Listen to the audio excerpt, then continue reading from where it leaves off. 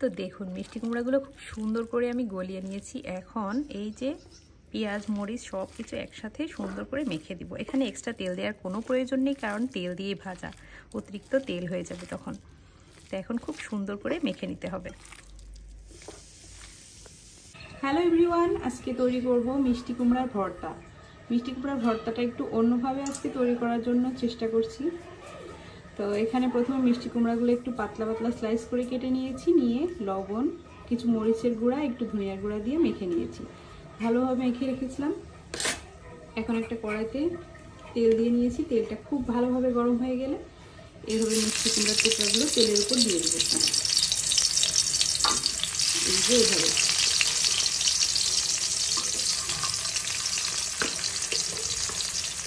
মিষ্টি কুমড়াটা এভাবে ভর্তা করলে খেতে কিন্তু খুবই ভালো হয়। এক্সট্রা যে পানি থাকে সেই পানিটা শুষে নেয়, খুবই মজা লাগে খেতে। তেলের উপর দিয়ে একটা ঢাকনা দিয়ে ঢেকে দুই সাইড খুব ভালোভাবে ভেজে নিতে হবে।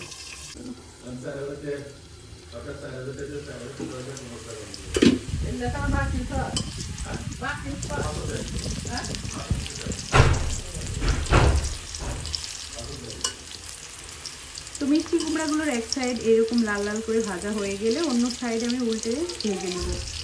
দুই সাইডে খুব ভালোভাবে এরকম উল্টে পাল্টে ভেজে নিতে হবে। মিষ্টি কুমড়াটা এই যে দেখুন লাল লাল করে দুই সাইড খুব ভালোভাবে ভেজে নিয়েছি। এখন আমি তেল ঝরিয়ে একটা প্লেটে উঠিয়ে নেব। তেলগুলো ভালোভাবে ঝরিয়ে নিতে হবে, যেহেতু একটু ডুবো তেলে ভাজা।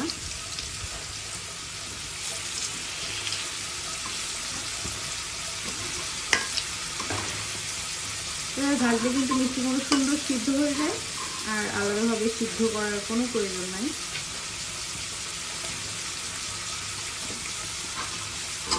বাকি কুমড়াগুলোও আমি খুব সুন্দর করে এখন ভেজে নেব।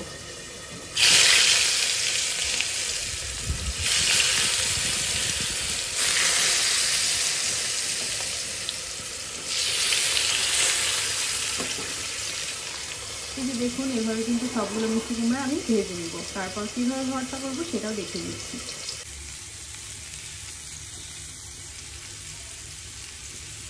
এখন আমি এই তেলের মধ্যে কয়েকটা শুকনো মরিচ খুব ভালোভাবে ভেজে নেব। খুব নিম্ন আঁচে রেখে শুকনো মরিচগুলো ভেজে নেব, কারণ মিষ্টি কুমড়াগুলো যেহেতু একটু মিষ্টি ধরনের হয়, তাই হচ্ছে শুকনো মরিচ দিয়ে করলে খেতে কিন্তু বেশি ভালো লাগে।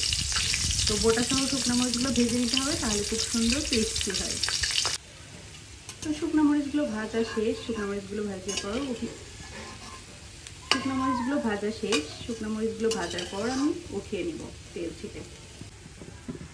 এরপর আমি কড়াইতে কিছু পেঁয়াজ ও রসুন কেটে রেখেছিলাম সেটা দিয়ে দিব।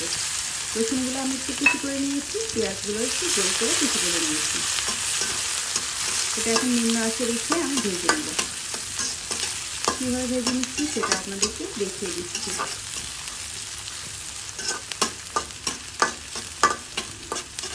পেঁয়াজগুলো প্রায় ভাজা ভাজা হয়ে আসবে, একটু লাল হয়ে আসবে, তখন আমি এখানে দিয়ে দিচ্ছি হাফ চা চামচের মতো কালো জিরা। কালো জিরা ফোড়নটা দিলে এত সুন্দর টেস্ট হয় আর এত সুন্দর ঝাল হয়। আপনারা অবশ্যই এভাবে একবার মিষ্টি কুমড়া ভাজি করে তারপর ভর্তা করে ট্রাই করে দেখবেন।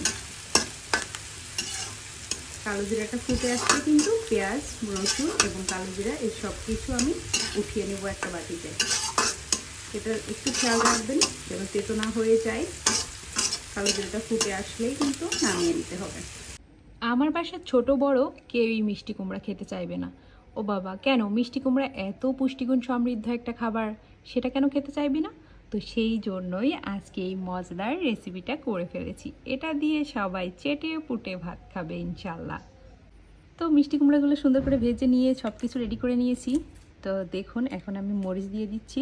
শুকনো মরিচ তো আগে থেকেই ভেজে নিয়েছিলাম, আপনাদের দেখিয়েই দিয়েছি। তো এখানে আমি লবণ নিয়েছি আর নিয়ে নিলাম 5টা শুকনো মরিচ। যেহেতু মিষ্টি কুমড়াটা একটু মিষ্টি জিনিস, তাই একটু বেশি পরিমাণে মরিচ নিয়েছি, যেন একটু ঝাল ঝাল হয়। আর ভর্তা ঝাল না হলে আমার কাছে আবার ভালো লাগে না। তো সুন্দর করে এখন এগুলো মেখে নিব। তো এখন হচ্ছে মিষ্টি কুমড়াটা আমি আস্তে আস্তে তো মরিচগুলো খুব সুন্দর করে আমি এখন একেবারে ম্যাশ করে নিয়েছি। এরপর আগে থেকে যে পেঁয়াজ, রসুন আর দিয়েছিলাম কি কালো জিরাটা ভেজে রেখেছিলাম, সেটা এখন সুন্দর করে ম্যাশ করে নিব। এরপর আস্তে আস্তে মিষ্টি কুমড়াগুলো গলিয়ে নিব। তো দেখুন মিষ্টি কুমড়াগুলো খুব সুন্দর করে আমি গলিয়ে নিয়েছি। এখন এই যে পেঁয়াজ, মরিচ সব কিছু একসাথে সুন্দর করে মেখে দিব। এখানে এক্সট্রা তেল দেওয়ার কোনো প্রয়োজন নেই, কারণ তেল দিয়েই ভাজা, অতিরিক্ত তেল হয়ে যাবে তখন। তো এখন খুব সুন্দর করে মেখে নিতে হবে। এখন খুব ভালোভাবে মেখে নিতে হবে, কারণ ভর্তা যত বেশি মাখবেন, যত বেশি মথে নেবেন, তত বেশি টেস্ট। খুব ভালোভাবে মেখে নেবেন। আমি তো মাখতেই আছি। গরম ভাতে আজকে কখন খাবো সেই তাড়া। মিষ্টি কুমড়ার ভর্তাটা কিন্তু একদম রেডি। এখন শুধুমাত্র খাওয়ার পালা। দেখবেন বাসার ছোট বড় সবাই এই মিষ্টি কুমড়া ভর্তাটা দারুণ করে খেয়ে নেবে। তো সব কিছু তো রেডি, এখন দেখি যে লবণ মরিচ চেখে দেখার পালা। এটাই কিন্তু ভর্তা খাওয়ার মজা। দারুণ, এত সুন্দর একটা ফ্লেভার, অসাধারণ হয়েছে। তো আশা করি আপনাদের কাছে ভালো লেগেছে। আপনারা অবশ্যই এই রেসিপিটা ফলো করে একবার মিষ্টি কুমড়া ভর্তা করে দেখবেন, আপনাদের কাছে রিকোয়েস্ট থাকলো। তো আজ এ পর্যন্ত, সবাই ভালো থাকবেন, সুস্থ থাকবেন, আল্লাহ হাফেজ।